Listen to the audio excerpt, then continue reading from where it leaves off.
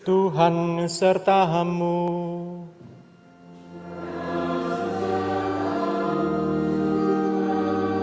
Inilah Injil Yesus Kristus menurut Santo Yohanes.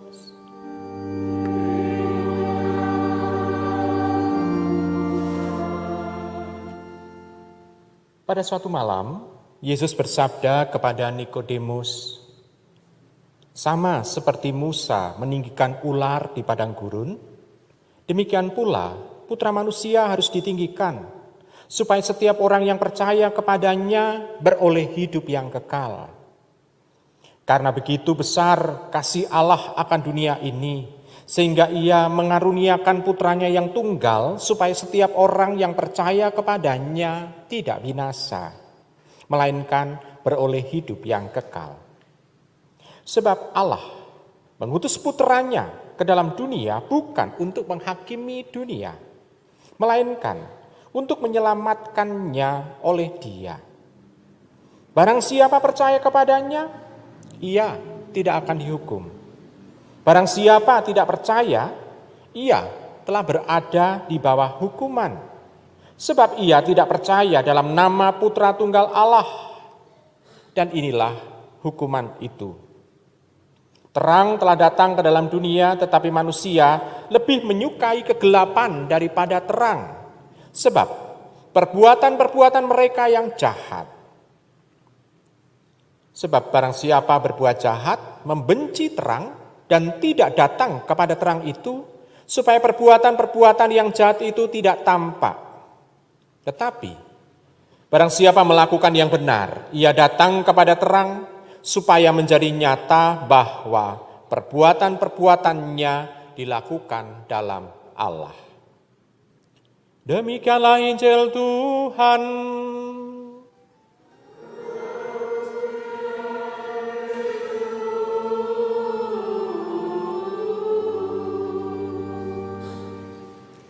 Ibu, Bapak, saudara-saudari yang terkasih dalam Yesus Tuhan, semua orang pasti mempunyai satu keyakinan bahwa Allah adalah hakim setelah kita mengalami kematian. Dia sebagai hakim. Tetapi sudah sejak awal berdirinya gereja mulai meninggalkan konsep bahwa Tuhan itu melulu sebagai hakim. Yang dikedepankan bukan Tuhan sebagai hakim, tetapi konsep Tuhan yang menjadi perwujudan cinta kasih Allah. Jadi dalam diri Tuhan Yesus lebih ditekankan adalah perwujudan kasih Bapa kepada semua manusia. Kasih Allah yang konkret, kasih Allah yang nyata, sehingga Dia tidak segan-segan untuk turun ke dunia ini untuk membantu orang-orang yang membutuhkan terang, untuk membantu orang-orang yang membutuhkan jalan, untuk membantu orang-orang yang sungguh-sungguh membutuhkan kehadirannya. Jadi Allah dalam menolong tidak hanya sekedar ngirim peta, maksudnya kirim peta itu adalah ngirim kitab suci supaya orang bisa membaca kitab suci. Tetapi kalau kita bisa melihat, kalau orang tidak bisa membaca peta, dia pun juga akan kesulitan untuk menuju satu tempat. Kalau sekarang sih gampang, ada GPS. Tetapi kalau dulu orang harus membuka peta. Kalau mau menuju tempat tertentu yang mau untuk dituju yang belum pernah orang jalan ke situ. Kitab suci juga seolah-olah menjadi peta. Orang harus bisa membaca dengan jeli. Membaca peta berbeda dengan membaca novel. Demikian juga membaca kitab suci berbeda dengan membaca artikel. Ibu, Bapak, saudara-saudari yang terkasih, kehadiran Tuhan yang konkret itu sebetulnya juga menunjukkan kepada kita bagaimana tanggapan kita akan kasih Allah. Dalam diri Kristus itu, kemanusiaan Yesus ada, dan di situ menjadi semacam juga tanggapan positif dari kemanusiaan Yesus akan tawaran keselamatan dari Bapa sendiri untuk kita. Maka kita bisa melihat dalam diri Tuhan itu ada tawaran keselamatan untuk kita dan sekaligus juga tanggapan atas tawaran Bapa itu, sehingga kita bisa melihat dalam diri Tuhan ada iman yang nyata. Dan diharapkan iman kepercayaan itu juga kita punya supaya kita bisa merasakan keselamatan itu. Maka dalam hal ini iman itu seolah-olah menjadi jaminan untuk mendapatkan keselamatan. Selain itu juga ibu bapak dan saudara-saudari yang terkasih, ada alasan kalau kita bisa melihat dalam minggu ini sebagai minggu letare. Kalau Anda perhatikan, kalau Advent kemarin itu ada minggu Gaudete, yaitu minggu kegembiraan, kabar gembira pada minggu ketiga Advent. Nah, sedangkan kalau pada Prapaskah, pada minggu keempat ada minggu letare, yaitu minggu untuk sukacita. Letare Jerusalem et conventium facite omnes qui diligitis eam. Itu sebetulnya rumusannya. Bersukacitalah Yerusalem, berhimpunlah kamu semua yang mencintainya. Itu sebetulnya yang menjadi alasan bahwa Sang Penyelamat itu akan datang. Dan Yerusalem sebagai simbol kota surgawi. Nah, kita semua itu adalah juga warga negara Yerusalem. Yerusalem, yaitu tempat shalom, tempat selamat, tempat keselamatan, tempat damai. Maksudnya itu. Maka kita bisa melihat kehadiran Dia, Kristus itu tidak hanya sebagai seorang pembebas. Karena yang bisa membebaskan itu kan hakim kan ya kalau dalam pengadilan. Ya kan? Hakim itu yang bisa memberikan keputusan, oh kamu bebas, kamu dikurung gitu. Ini kan hakim. Nah, Kristus tidak hanya sebagai yang datang untuk membawa pembebasan, namun Dia juga mengumumkan pengadilan terhadap dunia sebetulnya. Mengumumkannya bagaimana? Yaitu siapa yang tidak percaya sudah diadili sebetulnya. Yang tidak percaya itu sudah diadili. Kalau Anda membuka kitab suci nanti dilihat dari ayat ke-18. Yaitu Kristus sebetulnya merintis jalan bagi mereka yang mengimani Dia. Sehingga orang-orang yang mengimani Dia bisa berjalan di jalan Dia. Jalan yang lurus, Shirathul Mustaqim, ini adalah jalan Dia. Yang akan membebaskan dan akan juga membawa kepada kebahagiaan. Karena apa? Karena menghidupkan. Tetapi bagi yang tidak percaya, ya sudah, dia tidak akan menjalani jalan itu. Yang ada adalah kematian kekal. Kehidupan kekal maksudnya adalah surga, kalau kematian kekal adalah neraka. Kenapa? Karena Allah adalah sang terang, sang hidup. Sedangkan setan, maut, membawa kematian. Maka hakim inilah yang memutuskan, dan keputusannya itu sudah ditentukan semenjak orang tinggal di dunia. Maka kita yang percaya dan beriman akan Kristus harus merasa bangga karena kita terlepas dari hukuman kekal. Tetapi kita akan mendapatkan pembebasan dan kebahagiaan kekal bersama dengan Dia. Maka kita setiap kali ada pemberkatan jenazah selalu dikatakan Dia adalah jalan, kebenaran, dan hidup. Dia adalah terang, jalan, dan kenyataan itu.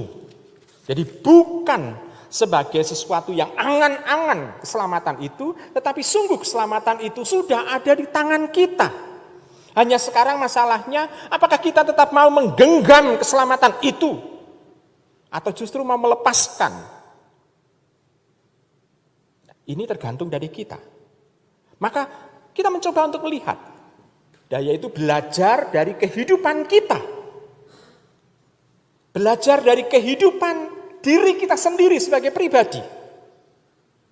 Walaupun kita juga bisa mencocokkan dari sejarah kehidupan bangsa Israel yang kadangkala setia sekali, tapi kadangkala melepaskan Tuhan, dihukum berkali-kali, ya tetap gak tobat-tobat. Tetapi kita bisa melihat, kalau dalam kita melihat berkaca dari itu, melihat sejarah kehidupan kita, kadangkala kita di dalam doa-doa kita seringkali merasa kok kosong ya. Saya kok yang jelas adalah saya mengungkapkan kata-kata terhadap Tuhan, tetapi kok hati saya belum ya. Tetapi kadangkala kita mengalami sukacita yang melimpah.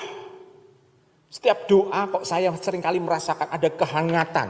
Saya merasakan ada sosok yang ada di dekat saya. Ada suatu keyakinan bahwa sosok itu adalah Allah yang mendengarkan saya. Kadangkala kita mengalami itu. Jadi ada semacam juga kadang ada sukacita, kadang juga merasa kekeringan. Sering kita juga dalam kehidupan sejarah kita menemukan adanya tantangan dalam hidup beriman. Kita tidak melupakan sejarah hidup ini. Kita hendaknya juga tetap bangkit. Tantangan sangat penting dalam kehidupan kita. Kenapa? Karena kita butuh semacam pemurnian. Semacam pemurnian dalam hidup ini. Maka kita bisa melihat sejarah sebetulnya adalah hikmat kehidupan kita. Kita terbentuk saat ini ya karena kalau kita melihat pola sejarah kita. Saya kok nggak bisa, misalnya ambil contoh ya, saya ambil contoh. Kok saya nggak bisa ngomong promo Injil ya, misalnya. Ya karena di rumah orang tua ngajak ngomong, ya ngomong ngoko misalnya. Atau menuntut saya harus bisa bahasa Indonesia dan bahasa Inggris. Sehingga tidak bisa ngomong promo Injil. Ya ini satu bentukan dan kita bisa melihat ada hikmat di belakang itu.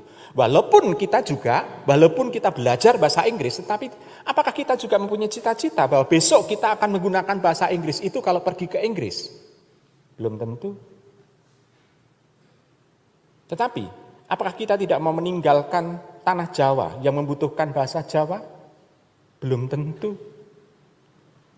Ibu, bapak, dan saudara-saudara terkasih, maka kita bisa melihat sejarah kehidupan kita itu memberikan hikmat kehidupan kita yang membentuk kita sekarang ini. Maka tantangan itulah juga yang membentuk kita. Maka kita bisa belajar di sana. Apalagi kalau itu berhubungan dengan hidup beriman. Ada banyak tantangan-tantangan, ada banyak pertanyaan-pertanyaan mengenai iman kita. Tetapi kadangkala kok kita nggak bisa mempertanggungjawabkan ya iman kita. Bahkan kadangkala kita juga hanyut dan ikut pendapat orang dan orang itu bukan orang Kristiani. Kadangkala kita ikut hanyut itu. Ibu, bapak, saudara-saudara kasih. Kalau seperti itu sama saja saya membuat satu tema tersendiri, yaitu di dalam bacaan Injil yang lain. Tuhan Yesus pada waktu mengusir setan mengatakan, aku tahu bahwa engkau adalah putra Allah yang hidup. Jangan singkirkan aku. Jangan usir aku. Setan ngomong itu. Tapi Tuhan mengatakan, tutup mulutmu. Jangan berbicara lagi. Kenapa? Karena kalau orang mendengarkan suara setan, bahwa dia adalah putra Allah yang hidup, orang akan percaya kepada setan. Maka Tuhan menginginkan setan tetap mulutnya tertutup, supaya warta sukacita juga diwartakan oleh orang yang benar. Nah, ibu, bapak, saudara-saudara yang terkasih dalam Yesus Tuhan. Maka kita bisa melihat bahwa perjumpaan kita dengan faham-faham yang berbeda mungkin dengan yang kita imani, justru membentuk kita sedemikian rupa. Nah sekarang pertanyaannya, apakah kalau kita bertemu dengan faham-faham yang berbeda dengan yang kita imani itu, kita mencari kebenaran dari sumber yang benar. Kadangkala kita mencari dari sumber misalnya Mbah Google atau Suster Yahoo. Tapi yang kita temukan apa? Justru pendapat yang berbeda dengan iman gereja. Maka kita juga harus bisa melihat dalam kehidupan ini ada banyak tantangan-tantangan yang membentuk kita. Maka ibu, bapak, dan saudara-saudari yang terkasih, apa yang sudah kita pegang ini, iman yang sudah kita pegang ini, hendaknya tetap kita dalami. Tetap kita harus bertanggungjawabkan. Sehingga kalau iman yang kita imani ini kita bisa mempertanggungjawabkan, maka dalam kehidupan kita sehari-hari kita akan melakukannya sesuai dengan kehendak Tuhan. Karena kita selalu berpegang pada iman itu, dan makin lama kehidupan kita dalam hidup beriman makin lama makin dalam. Dan kalau makin dalam, maka dalam tutur kata maupun tindakan kita memperlihatkan bahwa Tuhan itu bukan Tuhan yang jauh, tetapi Tuhan yang dekat. Tuhan yang mengajak kita untuk bisa melakukan banyak hal. Dan banyak hal itu adalah hal yang bermakna dalam bagi kehidupan. Ibu, bapak, saudara-saudari yang terkasih, maka mari kita bersama-sama untuk mencoba membuka telinga kita. Tidak hanya telinga yang ada di sini, tetapi juga telinga hati, supaya kita juga mampu mendengarkan kebenaran yang sudah ditanam di dalam hati kita, yakni dalam Roh Kudus yang ada di dalam hati kita, yang bisa kita temui dalam hati kita, dan kita mencoba untuk setia dalam melakukannya. Saya percaya dan saya yakin bahwa umat di Temanggung ini adalah umat yang hidup di dalam terang Tuhan, yang menemukan kebahagiaan dalam hidup. Selamat merenungkan.